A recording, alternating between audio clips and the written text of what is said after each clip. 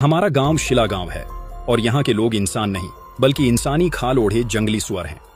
रिवाज के मुताबिक हर 9 साल में उन्हें अपनी पुरानी खाल उतारकर नई इंसानी खाल पहननी पड़ती है, वरना खून खराबा तय है। लेकिन मेरी माँ ने मरने से पहले मुझसे गिड़गिड़ाते हुए कहा था कि मैं अपनी इंसानी खाल कभी न उतारूं। अक्सर जड़ी बूटियां इकट्ठा करने वालों का एक समूह हमारे गांव आता रहता था। क्योंकि हमारा गांव पहाड़ों की गहराइयों में बसा है, इसलिए पास में कई कीमती जड़ी बूटियां मिलती हैं, जैसे कि जिनसेंग और लिंगजी। गांव का मुखिया हमेशा गाइड बनकर बड़े उत्साह के साथ इन लोगों को पहाड़ों में ले जाता था, ताकि वे जीवन बूटी और मुट्ठी के आकार की लिंगजी ढूंढ सकें। पिछले कुछ दिनों में मेरी माँ को अचानक कुछ बाहरी लोगों ने देख लिया, जिससे उनकी असलियत सामने आ गई और इसी वजह से उनकी जान चली गई। जहां तक उन जड़ी बूटी वालों की बात है, गांव छोड़ने के बाद मैंने उन्हें फिर कभी नहीं देखा। आज मेरे पिता अपनी तीर्थ यात्रा से लौटे। उनके चेहरे पर एक बड़ी मुस्कान थी और उनके पास एक थैला था जिसके बीच से खून रिस रहा था। उन्होंने थैले से मांस का एक टुकड़ा निकाला और उसे कच्चा ही खा लिया। पिता ने मुझसे कहा, अजय, तुम भी जल्द ही अपनी खाल बदलोगे। अगले महीने तुम 25 साल के हो जाओगे। मैंने हिचकिचाते हुए सिर हिलाया।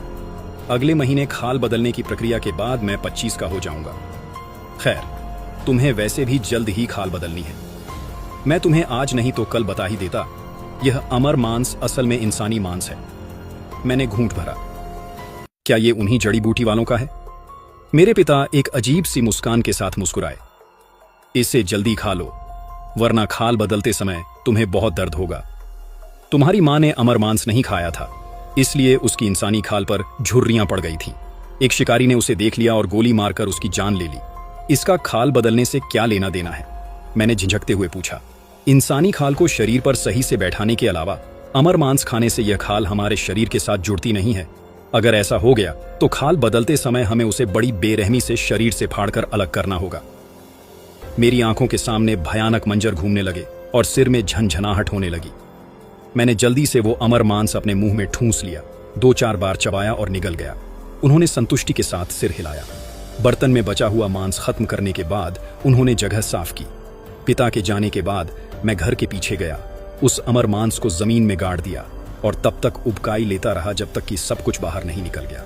मेरे पिता मुझसे झूठ बोल रहे हैं। वो हमेशा से मुझसे झूठ बोलते आए हैं। मेरी माँ की मौत शिकारियों के हाथों नहीं हुई थी। जिस दिन उनकी मौत हुई, मैं पास की झाड़ियों में छिपा हुआ था और मैंने वो खौफनाक नजारा अपनी आंखों से देखा था। वह एक ऐसा दुस्वप्न है जिसे मैं कभी नहीं भूल सकता। आधी रात को कितनी ही बार मैं अपनी माँ को खून से लथपथ देखता हूँ, जो खौफनाक नजरों से मुझे देख रही होती हैं और जोर से चिल्लाती हैं, अजय, भाग जाओ। याद रखना, कभी अमर मांस मत खाना और चाहे कुछ भी हो जाए, अपनी इंसानी खाल मत उतारना।